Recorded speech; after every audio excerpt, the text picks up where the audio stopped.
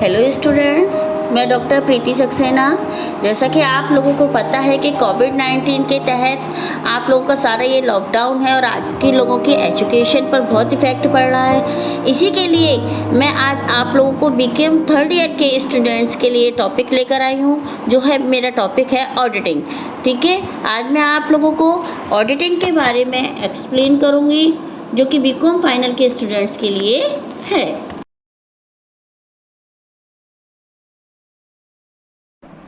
आज का मेरा टॉपिक है ऑडिटिंग, जिसे हम कहते हैं हिंदी में अंकेक्षण।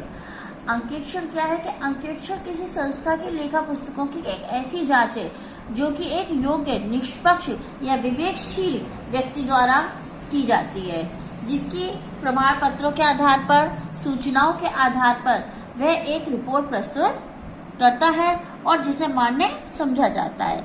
पहले क्या होता था कि पहले जो होता था अंकेक्षण ओरली हो जाया करता था, क्योंकि जो पहले जो लेखापालकों का जो कार्य होता था वो अपनी लेखा पुस्तकों को जो भी अधिकृत व्यक्ति होता था उस संस्था का या न्यायाधीश के समक्ष उसको पढ़ देता था और वह अंकेक्षण के रूप में उसे स्वीकृत करके अपनी सहमति दे देते थे, जिसे अंकेक्षण का नाम दिया जाने लगा।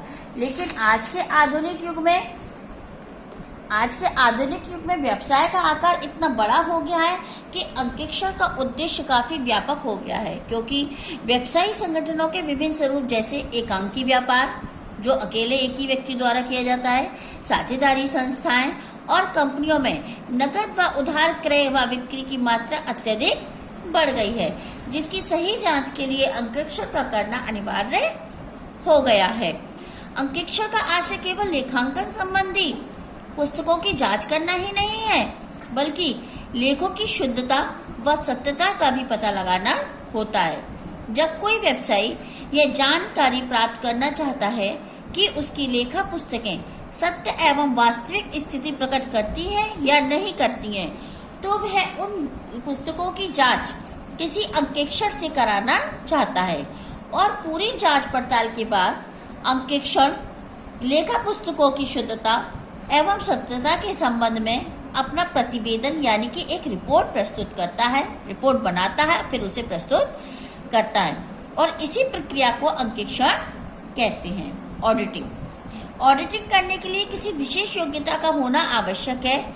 जैसे कि प्राय जो बड़ी बड़ी कंपनियां होती हैं वो अंकेक्षण एक प्रोफेशनल व्यक्ति द्वारा कराती हैं, जैसे कि चार्टर्ड अकाउंटेंट। ये एक डिग्री होती है, चार्टर्ड अकाउंटिंग की डिग्री, इसका होना बहुत आवश्यक होता है ऑडिटिंग के लिए। तथा ये व्यावसायिक व्यक्तियों के रूप में संगठित होते हैं, जैसे भारत में institute of chartered accounts ETC। ये क्या है कि भारत में इंस्टीट्यूट है एक हमारा चार्टर्ड अकाउंट इंस्टीट्यूट, जिससे हमें एक डिग्री प्राप्त होती है, CA की डिग्री। जब हम वो कोर्स कंप्लीट कर लेते हैं तो वो व्यक्ति को जब CA की डिग्री प्राप्त हो जाती है तो वो पूरा एलिजिबल हो जाता है कि अब वो ऑडिटिंग किसी भी बड़ी संस्था में ऑडिटिंग कर सकता है। ऑडिटिंग करने वाला जो व्यक्ति होता है वो स्वतंत्र होता है, उस संस्था से संबंधित नहीं होना चाहिए, उस संस्था का कर्मचारी नहीं होना चाहिए, क्योंकि अगर वो उस संस्था का कर्मचारी होगा तो क्या होगा कि वो खातों की जांच पड़ताल करते समय अपने लाभ के लिए उसमें गड़बड़ भी कर सकता है। इसलिए जो भी हम अंकेक्षण कराए या जो भी हम ऑडिटिंग कराए, हमें किसी स्वतंत्र व्यक्ति से ही कराना चाहिए, जिससे कि हमारा जो लेखा जोखा है वो हमें शुद्धता के साथ प्राप्त हो सके। ठीक है, अब इसी के साथ मैं आपको समझाने जा रही हूँ कैरेक्टरिस्टिक्स ऑफ ऑडिटिंग, यानी कि ऑडिटिंग की विशेषताएं। ऑडिटिंग की पहली विशेषता क्या है कि एक संस्था का होना, there must be an institute, यानी कि एक संस्था का होना कि संस्था जब तक कोई संस्था ही नहीं होगी, कोई ऑर्गेनाइजेशन ही नहीं होगी, तो हम ऑडिटिंग किस चीज की करेंगे। अंकेक्षण किसी भी संस्था का किया जा सकता है, चाहे वह सरकारी संस्था हो या अर्ध सरकारी हो या प्राइवेट हो। इससे कोई मतलब नहीं होता है कि वो सरकारी है या अर्ध सरकारी, कोई भी व्यक्ति अपनी संस्था की ऑडिटिंग करा सकता है अपने प्रमाण पत्रों की, अपनी फाइनेंशियल पोजीशन की शुद्धता को देखने के लिए। सेकेंड है स्वतंत्र व्यक्ति का अंकेक्षण। An auditor must be an independent person, कि जो अंकेक्षण हो वो ऐसा व्यक्ति होना चाहिए जिसका संबंधित व्यवसाय से कोई संबंध नहीं हो, साथ ही दूसरों के गलत प्रभाव में नहीं आए, वह तभी निष्पक्ष भाव से निष्पक्ष रूप से अंकेक्षण का कार्य निष्पादन कर सकता है। थर्ड है पुस्तकों की शुद्धता एवं सत्यता की जांच, to examine the truthness and fairness of books. अंकेक्षण के द्वारा इस बात की जानकारी होती है कि संस्था द्वारा तैयार किए गए खाते एवं पुस्तक शुद्ध एवं सत्य हैं या नहीं। और ये हमारे लिए बहुत इम्पोर्टेंट होता है कि जो भी हमारे को रिपोर्ट मिली है वो हमारी सही है या नहीं। नेक्स्ट है हमारा आवश्यक स्पष्टीकरण प्राप्त करना, टू गेट नेसेसरी क्लैरिफिकेशन। यह आवश्यक नहीं है कि प्रमाणकों के आधार पर लेखों की जांच से ही सारे तथ्य स्पष्ट हो जाएं। कुछ खास तथ्यों का स्पष्टीकरण संबंधित व्यक्तियों से पूछकर भी करने की आवश्यकता पड़ती है, जैसे कि वहाँ के जो परचेज मैनेजर हैं उनसे, जो सेल्स मैनेजर्स हैं उनसे, प्रोडक्शन मैनेजर्स हैं, फाइनेंस जो हमारा देखता है, अकाउंटेंट है, उनसे हमें बहुत सारी ऐसी इम्पोर्टेंट्स बातें भी पूछनी होती है जिसके बेस पर हम अपनी ऑडिट कर सकें।